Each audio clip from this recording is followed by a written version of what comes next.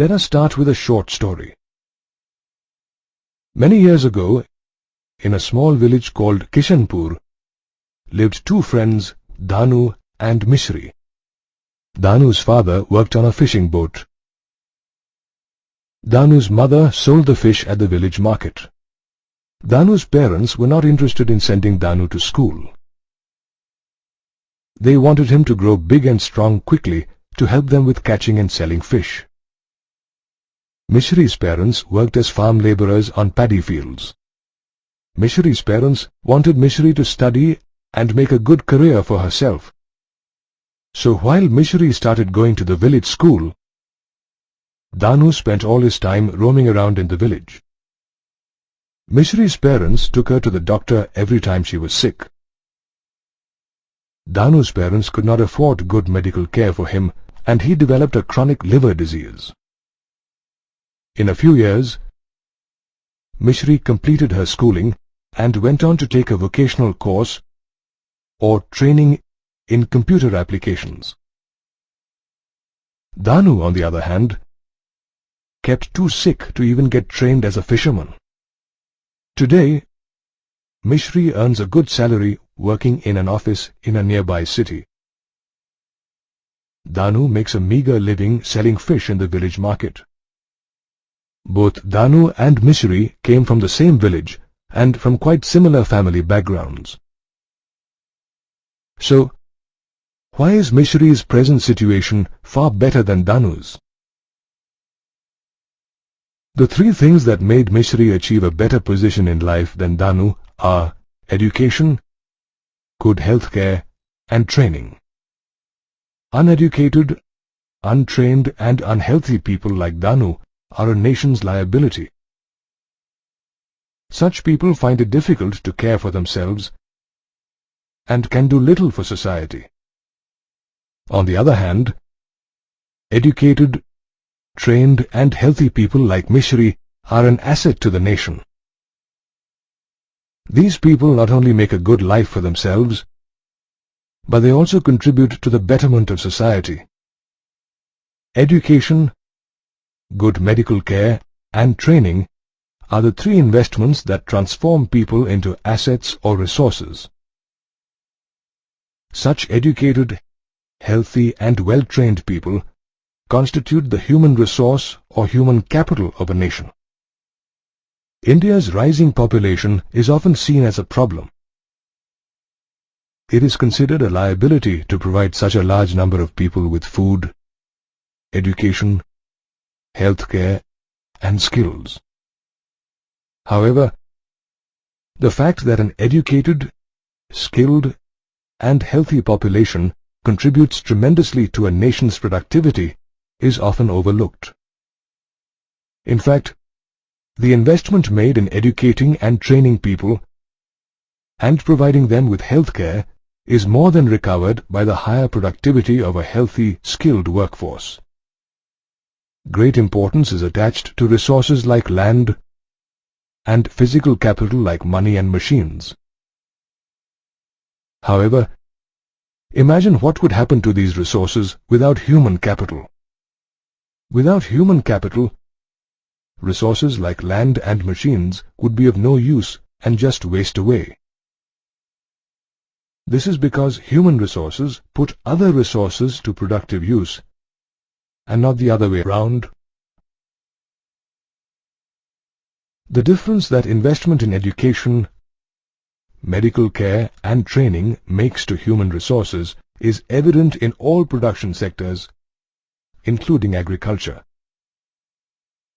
The Green Revolution in India is a direct result of better knowledge and techniques provided to farmers. For many industries like the IT industry, skilled manpower or human capital is more valuable than machines and equipment. India's IT industry is a good example of how a largely human resource-based industry can make a significant contribution to the country's gross domestic product or GDP. Japan is another good example of a country that has achieved great success by investing on the education and health of its people. The efficiency and technological skills of the Japanese are evident by the fact that Japan exports more than it imports despite being poor in natural resources. Compare Japan's story with some countries in Africa that are enormously rich in natural resources but have largely uneducated and unskilled populations. These countries are the poorest nations in the world. Any child with an investment in education, medical care and training can become a useful human resource. The responsibility to make a child a useful human resource rests with the parents. Educated parents are more inclined to spend on their child's education, healthcare and training. The child who grows up to be a good human resource similarly takes care of his children. This forms a virtuous cycle. On the other hand, uneducated parents are less inclined to invest on their child's education and healthcare. The child who grows up with such disadvantages tends to keep his children in similar deprived conditions, creating a vicious cycle to produce poor human resources. You are in school, which shows that your parents are willing to invest in your education. It is your responsibility to work hard too. Choose a vocation that interests you and become useful human capital for your country. If you look around, you will see that people work in different professions. But why do people work? People work to generate income to be able to provide for themselves and their families. Just like an individual, the government of a country also needs to generate income to look after its population and carry on works of public interest, nation building and international trade. The national income of a country is measured by its gross domestic product, or GDP, which is the total value of all the goods and services produced in the country in a year. The different activities that people carry out to create goods and services, which contribute towards the national income, are called economic activities. Economic activities can be classified based on their nature and purpose. Based on their nature, the economic activities can be classified into three sectors: primary sector, secondary sector, and tertiary sector. Based on their purpose, economic activities can be classified as market activities and non-market activities. The primary sector economic activities are agriculture and forestry, animal husbandry, fishing, poultry farming, and mining.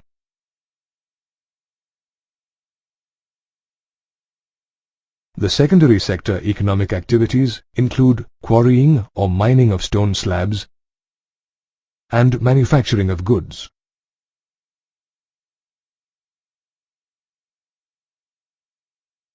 The tertiary sector economic activities include trade, transport, communication, banking, insurance, education, healthcare, and tourism. The economic activities performed with the purpose of generating income or profit are called market activities. Market activities include the production of goods and services for customers and salaried jobs. The economic activities performed with the purpose of producing or gathering things for self-consumption are called non-market activities. Non-market activities include small-scale farming, fishing, gathering jungle produce, and processing raw food by cooking.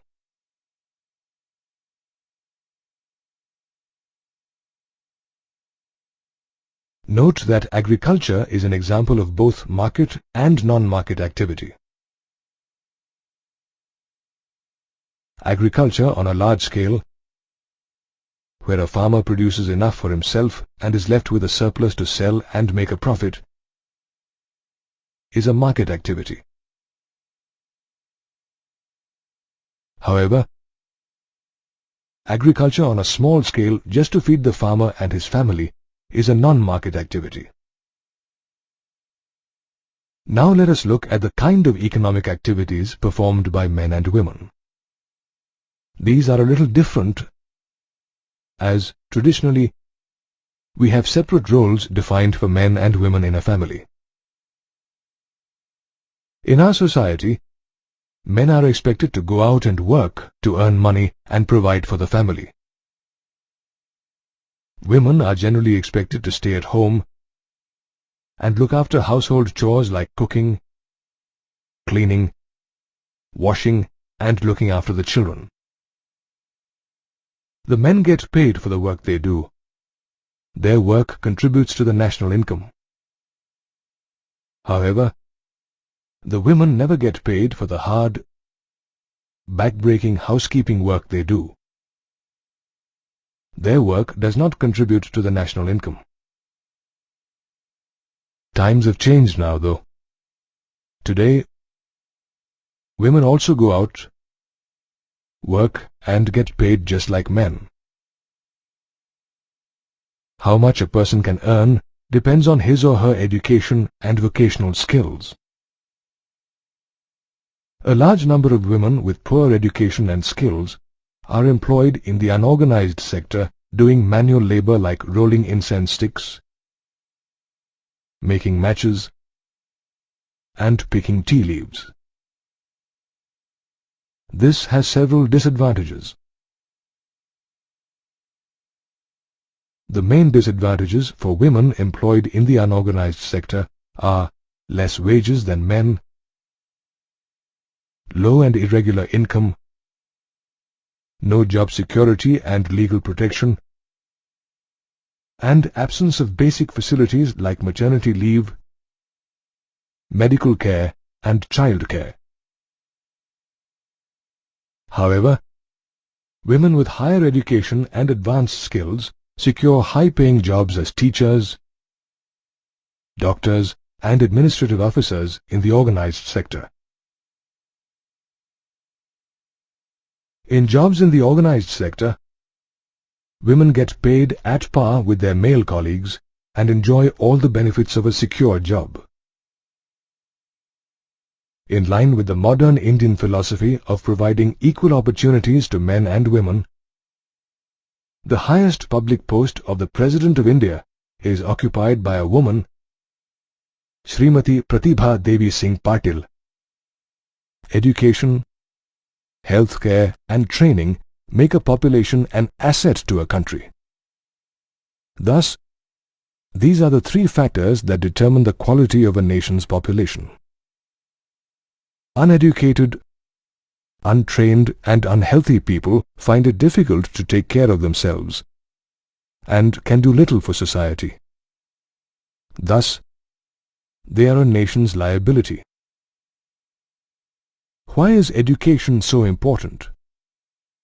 What does it do to make you an asset to your nation? Education unlocks the doors of new aspirations and opportunities for you and allows you to have a good life. Education inculcates good values to make you a better person. Education allows you to find good employment so that you can contribute to the national income. Education prepares you to become a responsible citizen and contribute to the country's good governance. India's national education policy recognizes the importance of education in tackling the problems and the requirements for a person's growth. Now, let us look at some steps taken by our government to educate people in India. The national expenditure on education grew from just 151 crore rupees in the first 5-year plan of 1951 to 43,825 crore rupees in the 10th plan of 2002. From 1951 to 2002, the expenditure on education rose from just 0.64% to 3.98% of our gross domestic product.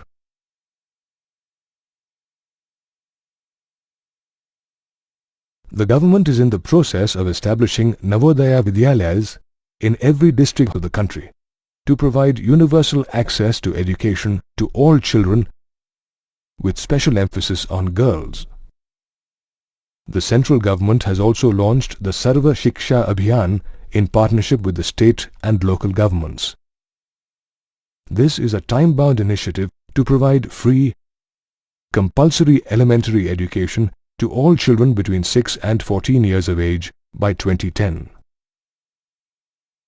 The 10th Five-Year Plan for 2002-2007 focused on increasing the enrollment of students from 18 to 23 years of age in higher education.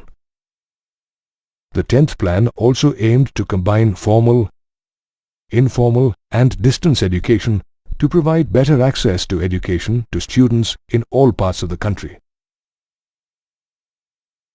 The government aims to provide vocational training even to high school students. However, many well-paying skills are acquired through higher education in colleges after school. The number of universities and colleges of higher studies have grown in number since 1951. Still, these are not enough to accommodate all the aspiring students in the country. The chart here shows the rise in the number of college students and teachers in India between 1951 and 1999. Clearly, the number of teachers has not increased in proportion with the large increase in the number of students. The state of education in a country is measured by its literacy rate. Let us see the trend in the literacy rate of India. The chart here shows the change in the literacy rate in India from 1951 to 2001. You can see that the literacy rate is continuously on the rise. You can also see that the literacy rate is higher for the male population than for the female population. This is mainly due to the tradition of less emphasis on education of girls. Fortunately, this trend appears to be changing. People in urban areas are more literate than people in rural areas. Among the states, literacy rates range from 96% in some districts of Kerala to under 30% in parts of Bihar and Jharkhand.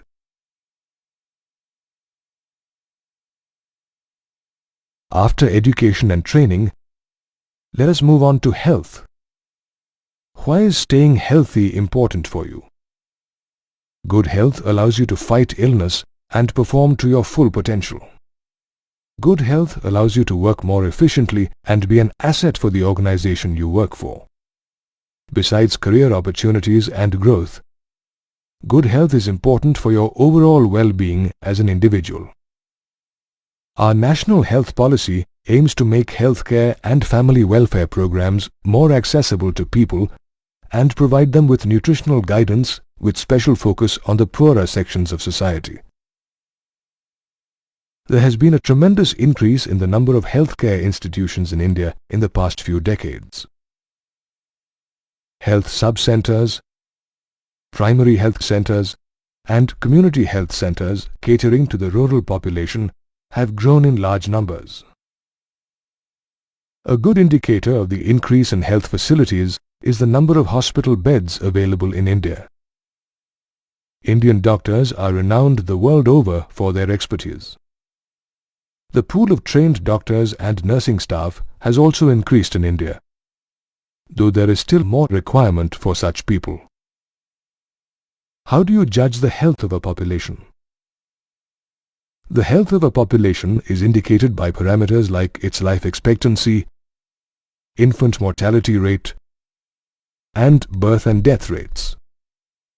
Better healthcare facilities increased the average life expectancy in India to 65 years by the year 2000. Infant mortality rate is the number of deaths of children under 1 year of age per 1,000 live births. Child and family care programs reduced the infant mortality rate in India from 147 in 1951 to 75 by the year 2000. Birth rate is the number of babies born per 1,000 people in a given time. With increasing awareness about family planning, the birth rate in India came down to 26.1 by the year 2000. Death rate is the number of deaths per 1,000 people in a given time. With better health care, the death rate in India decreased to 8.7 by the year 2000. Like education, healthcare facilities are also not uniformly distributed in India. For example, while the states of Karnataka, Andhra Pradesh, Tamil Nadu and Maharashtra have 81 out of the 181 medical colleges in India, the densely populated states of Bihar and Uttar Pradesh have very few. We often hear about the problems of unemployment and unemployed people. Who exactly qualifies as being unemployed? Let us look at some people to understand the definition of unemployment. Meet the Kumar family. Let us see what each person in this family does and decide whether he or she is unemployed or not. Mr. Kumar's father is a retired senior citizen. He no longer goes out to work, but he is not considered unemployed as he is above the age of 59. Mr. Kumar's daughter is still in school. She cannot be considered unemployed as she is less than 15 years of age. Mr. Kumar goes out to work in an office and gets paid for it. He is certainly employed. Mrs. Kumar prefers to look after her house and family.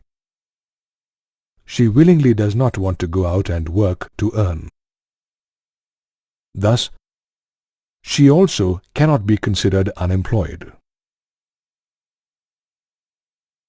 Mr. Kumar's son is 20 years old. He is willing to work but has no job as yet. He belongs to the category of unemployed people. Unemployment exists when a person, 15 to 59 years of age, who is willing to work at acceptable wages, cannot find a job. Such a person is called an unemployed person. The form of unemployment is different in rural and urban areas. In villages, people usually face seasonal unemployment or disguised unemployment. On the other hand, in large towns and cities, people often face educated unemployment. Seasonal unemployment occurs when people cannot find work for a few months in a year. Seasonal unemployment is mostly faced by farm laborers in rural areas. These people have lots of work during the sowing and harvesting seasons. However, there is little or no work in the months in between. Thus, farm laborers are seasonally unemployed. Disguised unemployment occurs when people appear to be employed but do not increase the productivity at their place of work.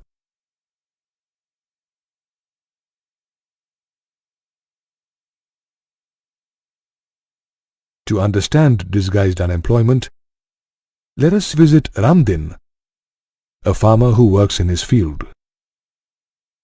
Ramdin's wife and his 3 sons also work in the same field. Ramdin's field is small. It requires the labor of only 3 people, but actually 5 people are employed on it. The work of 2 extra persons does not increase the productivity from the field. Thus, 2 people in Ramdin's family face disguised unemployment. They just appear to be employed.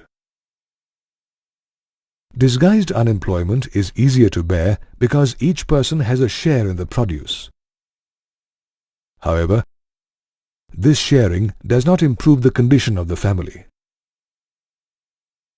Eventually, people facing disguised unemployment have to find other work where they can actually be productive. The unemployment faced by people who are matriculates, graduates, or postgraduates is called educated unemployment.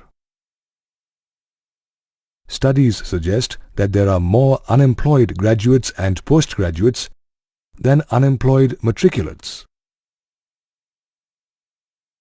The manpower situation in India shows a conflicting picture. While there is a growing demand for technically qualified people to boost India's economic growth, we also see so many technically qualified people being unemployed. Unemployment is a cause of many social evils. It wastes precious human resources, making people hopeless victims of depression and a liability to the nation. Unemployment creates what is called an economic overload. This is a situation where a small percentage of the employed population supports a large percentage of unemployed people. An unemployed person cannot provide healthy, nutritious food to his family. This leads to a decline in the health of the people and overall deterioration in the quality of life. In some cases, parents have to unwillingly withdraw their children from school when they can't afford their education due to unemployment. High rates of unemployment indicate a sick, sluggish economy. Thus, unemployment not only affects individuals, but has a negative impact on the overall economy of a nation.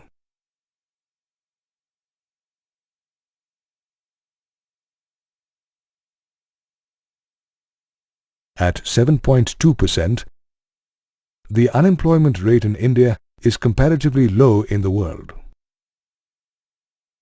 However, many people in India do not get the opportunity to work at their full potential and to earn the income they deserve. You already know that economic activities are divided into primary, secondary, and tertiary sectors. Let us see which activities in these sectors employ the largest number of people. In the primary sector, agriculture employs the largest number of people. In recent years, surplus labor engaged in agriculture has started moving to the secondary and tertiary sectors for employment. In the secondary sector, small-scale manufacturing units employ the largest number of people. There is no clear winner in the tertiary sector. However, this sector has opened new avenues like biotechnology and information technology to generate a large number of jobs for people.